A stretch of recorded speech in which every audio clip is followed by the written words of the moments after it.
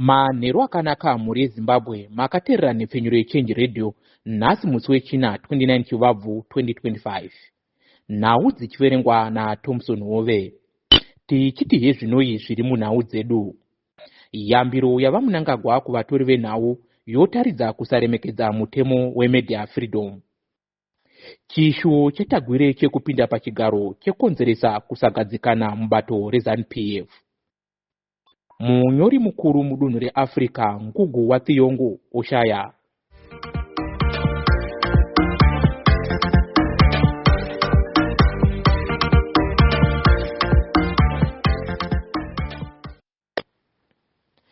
Tochipinda munhau dzedu zvizere. VaEmerson Mnangagwa vakapa yambiro kuvatori venhau nezuro apo vaiparura zvizere urongwa hweZimbabwe Media and Communication Police. VaMnangagwa vakazivisa kuti vatori venhau vachanyora pamwe nekubudisa nhau dzisingaenderani nehurumende yavo vachapotserwa chibhakira muziso. Mashoko avaMnangagwa auya munguva ino apo vatori venhau vari kusungwa pamwe nekushungurudzwa nehurumende yebato reZanu-PF. Mutori wenhau mukuru wenhepfenyuro yeHeart and Soul Blessed Muhlanga akapiwa bheiri musi wa7 Chivabvu mushure mekugariswa musungwa kwemazuva 42. Muhlanga akasungwa muna kukadzi achipomerwa mhosva yekutumira mashoko anokurudzira mhirizhonga mushure mekuita hurukuro nemurwi wehondo yerusununguko Blessed Geza uyo aive ashoropodza vaMnangagwa pamwe nekuvakurudzira kubva pachigaro. Hopo yeching'ono anove mutori wenhau akasungwawo nehurumende yavaMnangagwa mushure mekufumura huori ndokupedza mwedzi yakawanda ari mujeri asingaende kumatare. Kwemakore akawanda hurumende yeZimbabwe iri kupomerwa mhosva yekusaremekedza kodzero dzevanhu.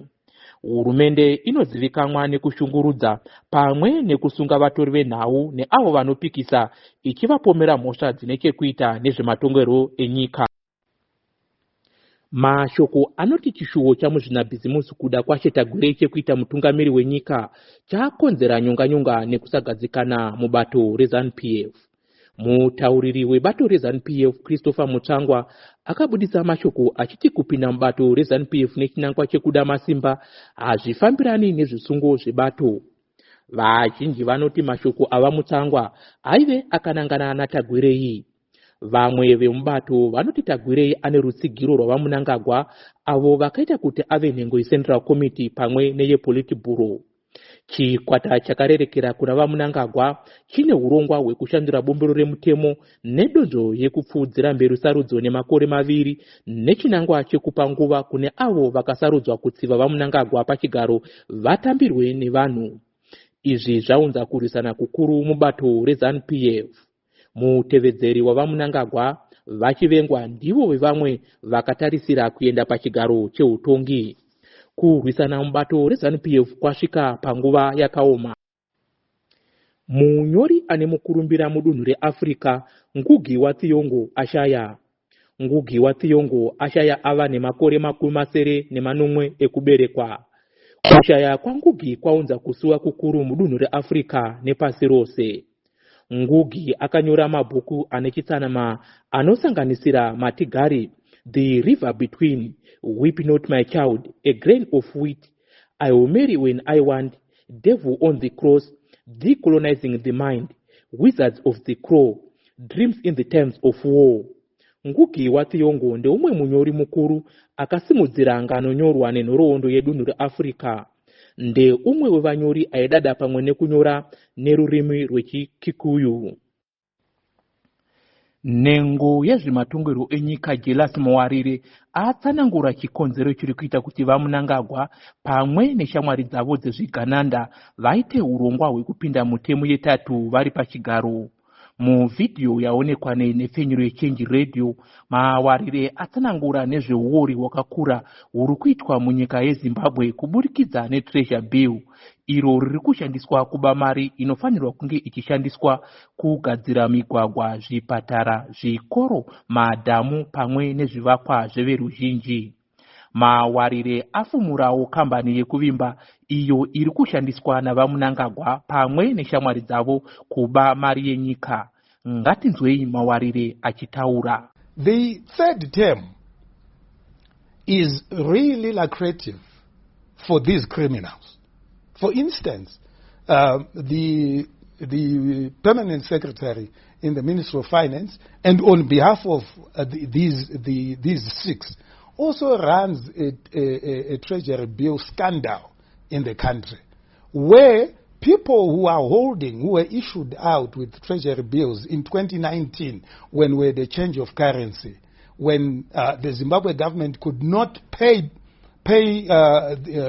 these, some of them are business people, when they couldn't either provide the Zim dollar that these people had used to apply for money from the Reserve Bank, to apply to get forex from the Reserve Bank. We had a situation where, because of the change of the currency, these people were then issued with treasury bills by the government of Zimbabwe. Some of the treasury bills mature in 2042, some in 2047. But now the permanent secretary in the Ministry of Finance has created a market for these treasury bills, where if you hold $100 million worth of treasury bills, they persuade you to discount them. Some of the discounts get even to 80%. So you had a $100 million treasury bill. It's discounted. You are paid 20 million cash on that day. But here is the corruption. The government of Zimbabwe does not only fork out 20 million. It pays the total value of the treasury bill as if it is matured. So 100 million is paid to you, but you have a separate arrangement with the lawyers of Guamatanga and the cabal, where you are supposed to pay 80 million to them. So the 100 million is transferred to you, but you only take 20 million because that's what's due to you. The 80 million goes to this cabal, and it has been going on since 2022. This sort of black market, this corrupt deal for treasury bills. So that's the situation. So you have, on one hand, state assets being looted. The Kuvimba mining house example is one. We have an entity where government purportedly sold the mining entity 50% of their share for $21.5 million in 2019. Then VaTagwirei and company then paid off the other Russian shareholder 38 million, a total of 60 million paid for that mine. Then they take some few other mines, add to that, form what is called the Kuvimba mining house, valued then at 220 million. That was the value, 220 million. So in 2023, when government wanted 975 million from VaTagwirei and company, working with the Minister of Finance, Mutuli Ngube, working with the permanent secretary in the Ministry of Finance, revalued the same mine. The same mine that was valued at 220 million is now valued for 1.5 billion in 2023 for the purposes of offsetting a $975 million debt that VaTagwirei had with government of Zimbabwe. So they said 65% of the shares in Kuvimba Mining House is equivalent to 975 billion. They remain with 35%. This is 2023. Come 2024, the same mine is revalued, and now using CBZ capital owned by VaTagwirei, the value rises from 1.5 billion to 5.4 billion. Then after it has been revalued, they say now we are selling our shares 35% for 1.9 billion. They get 1.9 billion. They go to CBZ. Sorry, they go to CBZ. They sell. They discount their treasury bills because government paid them with treasury bills. They get 600 million. They do whatever they want with the 600 million. But now their company called the CBZ holds the $1.9 billion treasury bills with a 5% per annum interest. So now, through CBZ, they're getting 23 million per every quarter, which amounts to 100 million a year just from the interest rate accrued. So they are earning $100 million just from interest from the sale of 35% shares. This is before the Treasury bills mature. Maybe in 5 years they will mature. But before that, they would have accrued $500 million just in interest. And this $100 million a year is paid and is given preference for payment to anything else. We have a situation where even civil servants are not paid. But the 23 million US dollars per quarter is given priority. It's paid because it's distributed among these thieves, who include even the president of the country. The president is held hostage because of his mental status. He has been held hostage. And those that are holding him hostage, including his family, are those that are seeking a third term for him. The VaTagwirei, the John Panonetsa Mangujiga, the Guamatanga permanent secretary in the Ministry of Finance, the family of the president who are involved in this looting are the ones that are pushing for the third term. So the president has no say in this because he has no mental presence to understand what is happening around him. Decisions are being made at Precab Farm, at his farm in Kwekwe, more than 200 kilometers away from State House. That's where decisions are being made. And the fact that the president says officially that he's not seeking a third term, and everything else that is happening around him from his own ministers, the Minister of Local Government is a vehement campaigner for the third term. And his family and all these who are involved in looting national resources are pushing him. They are saying a different language. So it shows that the president is not in control. If he was in the few moments that he regains consciousness, he talks about being a constitutionalist. But because he's held hostage by those that are really in control of executive powers and are exercising executive powers on his behalf, the surrogate presidents that have said, VaTagwirei, he is being railroaded to a third term. That's the unfortunate situation. Boka re-amalgamated Rural Teachers Union of Zimbabwe, ARTUZ, raratidza rutsigiro rwaro kuvadzidzisi vepazvikoro zvedzidzo yepamusoro munyika avo vari panguva yekuramwa mabasa. Vadzidzisi ava vari kudaidzira kuwedzerwa kwemuhoro yavo, kuvandudzwa kwemashandiro avo pamwe nekuremekedzwa mune zvedzidzo. Mumashoko aro, boka re-ARTUZ razivisa kuti rinotsigira zvizere vadzidzisi vezvikoro zvedzidzo yepamusoro avo vari panguva yekuramwa mabasa. Boka iri rinoti kuramwa basa pamwe nekuratidzira kwevadzidzisi ava kuri pamutemo sezvo panguva nenguva yakareba vasingabatwe zvakanaka nehurumende. Vanoremekedzwa vaEmmanuel Chidaushe, vanove nhengo yeparamende kuKivu North, vakapa chipo chinokosha zviuru zvamadhora zvinosanganisira masolar panel ayo achashandiswa kupomba mvura, samende pamwe nemabhuku ekuverenga pachikomo cheGomo Primary School. Vakabatsirawo mukuvakwa kwezvimbuzi pakiriniki yeChigwikwi pamwe nekumutsiridza kwechibhorani chemvura mubhuku reKwanyanisi, icho chaive chapedzisira kushanda mugore ra2022. Zvisinei nekukundwa musarudzo, vanoremekedzwa vaChidaushe vachiri kubatsira vagari vedunhu. Mutori wedu wenhau Munya weHira aita hurukuru navanoremekedzwa vaChidaushe. Ngatinzwei vachitaura. Wehira kuri sei. My name is Emmanuel Chidaushe. Ndini ndakakupidza 2023 secondidate weMP Chiwi North. Ndakamirira vaChamisa. Nezuro takaenda kuGomo Primary School. Gomo Primary School yakatikumbirawo rubatsiro